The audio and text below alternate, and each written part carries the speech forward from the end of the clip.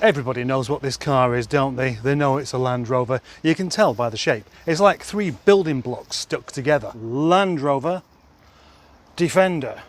Defender 90. 90 referring to the length of the wheelbase. It's a classic shape. It's kind of a classic car.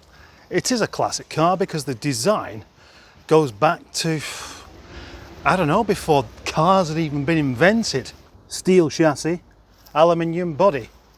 Aluminium that normally reacts with the steel and causes corrosion. This one though, no. It's all been fully galvanised. In fact, this car has had a nut and bolt restoration. The whole lot is so clean, it doesn't even take it out when it's wet. And that makes today a rather touch and go situation. I'd hate to drive this in the wet. It sounds daft, doesn't it? But it's so clean you could, eat your chips off the chassis. Every single pot rivet has been taken out and replaced with black ones, and the whole thing is just, well, it's cleaner than what they came out of the factory. Just look at that. It's obsessional. The guy who owns this car must be some sort of OCD mentalist or something. Every single bit of it is either brand new or just refurbished. It's a staggeringly tidy car. Especially when you consider that this is designed to be covered in mud like a hippo, like an elephant trying to keep cool, like a piggy.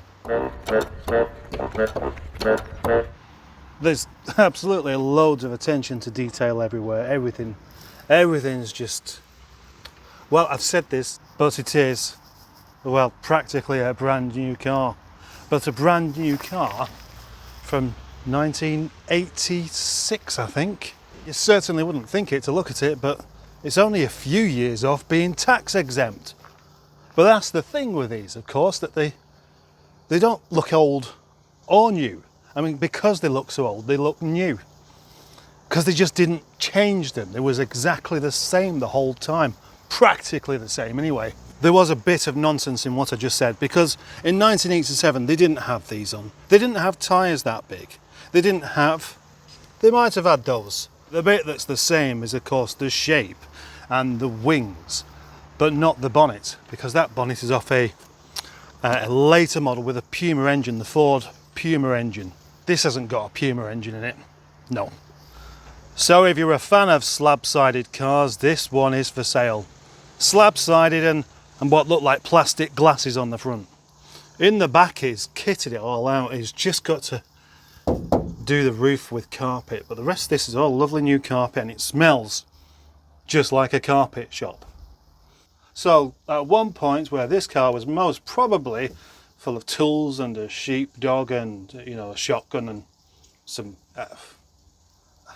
potatoes, possibly potatoes. I bet there was a cabbage in here at one point. Then it definitely does not do that now.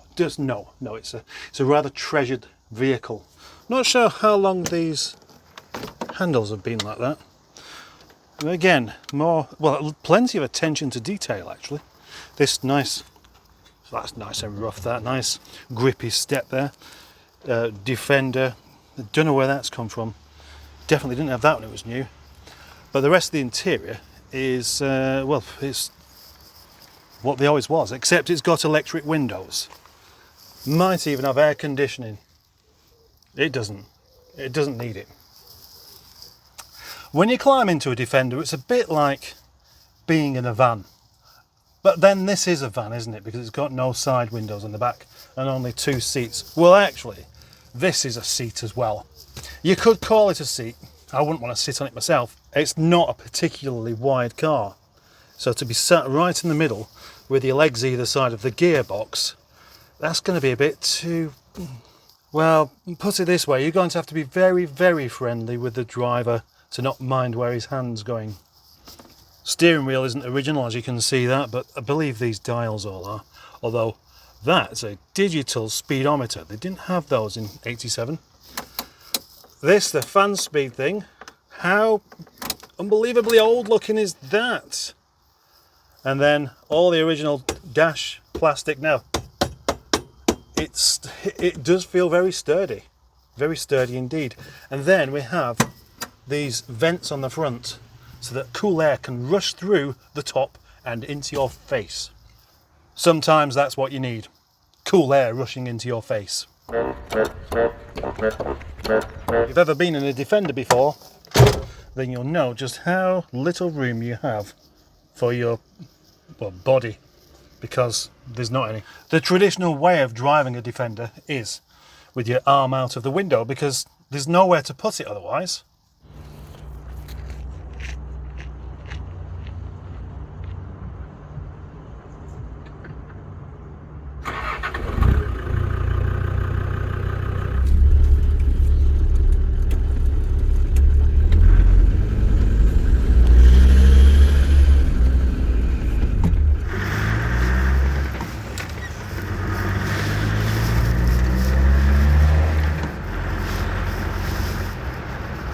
It's been a very long time since I've driven one of these, and I knew exactly what to expect. And it's not a comfortable car to drive at all. The seating position is properly upright, and I've heard about the elbow. Yeah, seriously, you've got to have your elbow there. There's nowhere else for it to go. The clutch is really heavy and springy, and the steering wheel is very small, and it's a little bit vague, I suppose. Coming up ahead is another Land Rover. Will I get a flash? Yes, Land Rover Defender camaraderie is second to none. I don't really believe that anyone with a Land Rover doesn't know absolutely everybody else that's got one as well. So he's probably thinking right now, who's that chap? I've never seen him before. Oh, perhaps he's grown a beard. That must be a stick-on beard, because I know he can't grow a real one. If you know Land Rover engines, you'll recognise the sound of this as the TD5, which is a very, very characterful sounding engine indeed. Personally, I love the TD5. I think it's got a lovely offbeat snortiness to it that doesn't sound like anything else. You can definitely tell what it is just from the sound. A bit like the Subaru Flat 4. Driving a Defender's like nothing else anyway, because the wheelbase being so short, it does make it quite... The steering's tight and the wheelbase is short. It feels really unsettled everywhere you go. The clutch is so heavy and dumpy, but that's how they are. It's not this car. When you think of the relations to this car, like the Range Rovers and things like that, they're nothing like this at all. Anyway, how does it go when you put your foot down? I suspect this is a bit of a third gear car. Whoa, that's...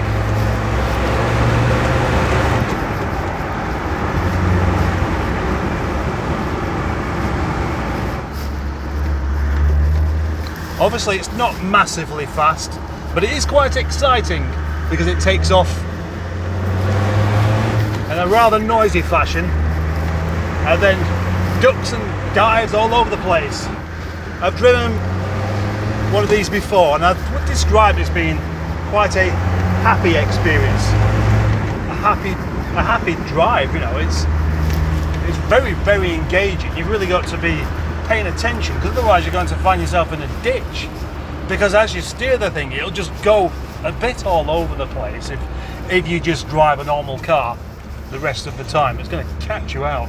In fact, everything's going to catch you out, from the upright seating position to the fact that you've got nowhere to put your arm, to the way the short wheelbase just tend to fling you in a way that you just don't expect. But it's so different. It's not that difficult to get used to either, really. If you're an experienced driver, you shouldn't actually struggle with it. But the steering's much quicker than you'd expect as well. Oh, rev counter.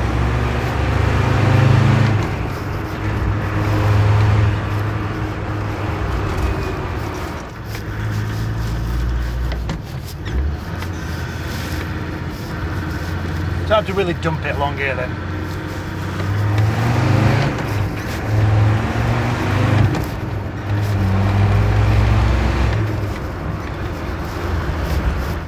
It is fun. It feels like it's fast, but it's not.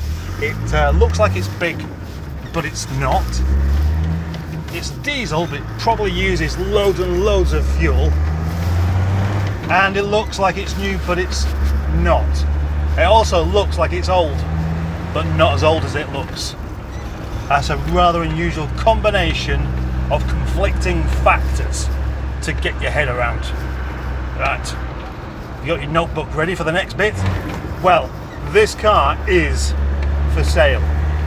At quite a bit, I must say, at £27,000. As you can see, it is a fully rebuilt car. 94,000 miles on it, and it's going to be about as good as you can get.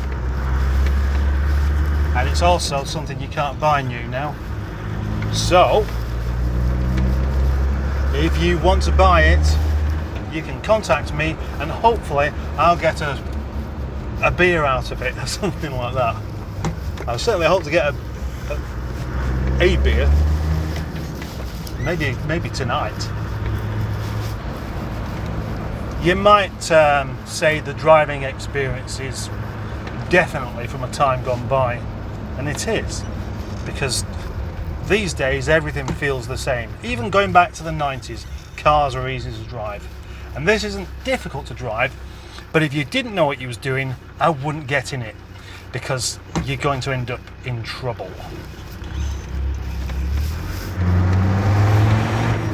That is such an addictive sound though. It sounds slightly hooligan-y in a dangerous way.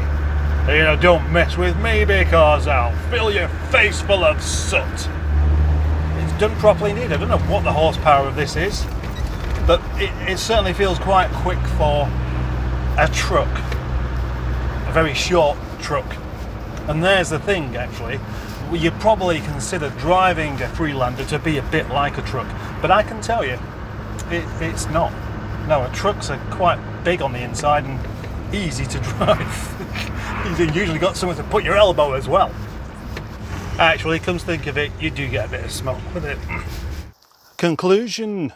Do we need a conclusion? Might as well, I suppose. Land Rover Defender. It's an icon, isn't it? It's what can you say? Everybody knows about it. I don't need to really sign off except for to just say it's fabulous. What a great vehicle. And I've always wanted one, and I'll probably never be able to afford one, but at least it was fun driving another one. There is the engine in question. The TD5 lump that chucks out all that noise and power and smoke without actually getting properly underneath there. It is worthwhile saying that everything has been replaced. The chap who owns this is obsessive about it. Everything being new, stainless steel, galvanised, all of those kind of things. Whatever it happens to need, it gets. It's a properly cherished vehicle. And people make fun of middle-class ladies in their Volvo XC90s for just driving them on the road. This one doesn't even go out when it's wet.